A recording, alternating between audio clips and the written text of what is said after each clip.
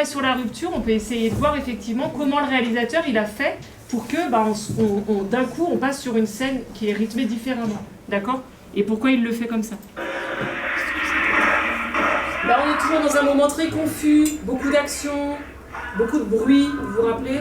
C'est cut, c'est un montage cut. Alors c'est cut, on est en montage cut, c'est vrai, mais qu'est-ce qui crée? Parce qu'en fait, t'as raison, on devrait voir le gars avec le sang, on devrait le voir étalé par terre, après on devrait... Mais du coup, on voit pas tout ça. Quand elle va lui donner un coup avec la bouteille, bah, c'est pareil, ça se transforme en gros coup. Ouais, et tu as raison, c'est très utilisé au cinéma, ça.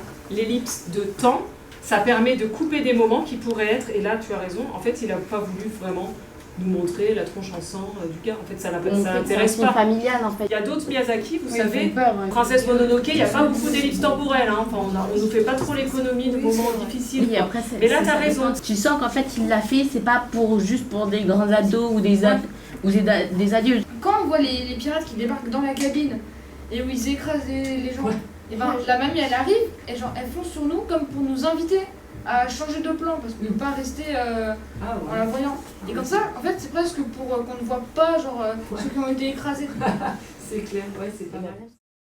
Je ne sais plus qui le disait avant, mais effectivement, c'est le musée de l'imprimerie. Donc il y a des écritures, il y a des papiers, il y a des impressions.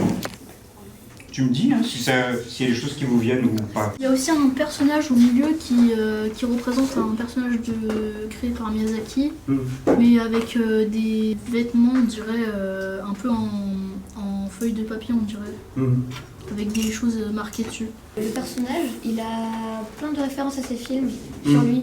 Par exemple, en bas, sur sa jambe droite, il y a Princesse Mononoke. Oui. En arrière, on voit qu'il y a de la nature et dans la plupart de ses films, il fait ressortir ça. Ouais, je sais. J'avais une question, pourquoi une petite main de la... Oui.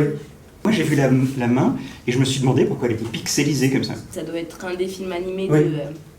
de Miyazaki. Gabriel et moi on s'interroge sur les deux tuyaux qui sont là.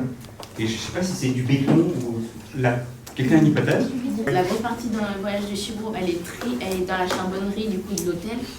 Il fait chauffer les bains. C'est un peu un jeu de piste où il y a des énigmes et des petits clins d'œil. Il y a des références de tout, genre de blanc.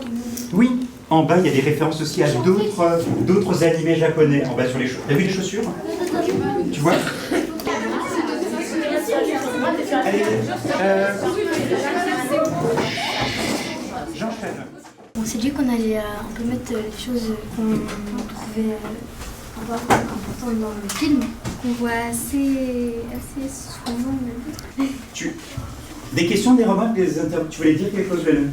Pourquoi il y a des arbres en papier et des arbres en coton bizarre? Je sais pas ce que c'est du coton bizarre, mais moi je trouve que ça fait très arbre.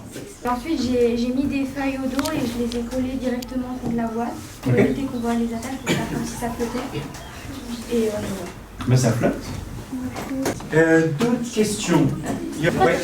On peut changer? Du récit, tu veux des billets de... non, c'est ça. Dernière rangée. On a fait un jeu de loi et on a recollé toutes les étapes qu'on voulait qu'il y aille pour que ça fasse beau. Et après, sur le côté, là, on a mis les règles. Les cinquièmes m'ont demandé s'ils auraient le droit de jouer avec OK. Et on a voulu faire la table en 2D, et du coup, on l'a fait en peinture. Et voilà, et ça va servir de la pièce où il y a le cristal. Mais moi, je trouve que ça fonctionne. Enfin, moi, je vois les feuilles des arbres, je vois le château avec les fenêtres, je vois les racines. C'est très stylisé, mais pour moi, ça fonctionne. Si on l'accroche au plafond, ça donne ça après. Waouh! Comment vous avez fait et quelle était l'idée? Et comment vous êtes organisé? On ne sait pas par où commencer. Bah, on voulait faire un module, du coup on s'est réparti les tâches. Moi j'ai fait la pita. Aro et Manzira, elles ont fait les mobiles qui représentent le cerf-volant et les vaisseaux mouches. Et Léa, elle a fait le collier de Shinita.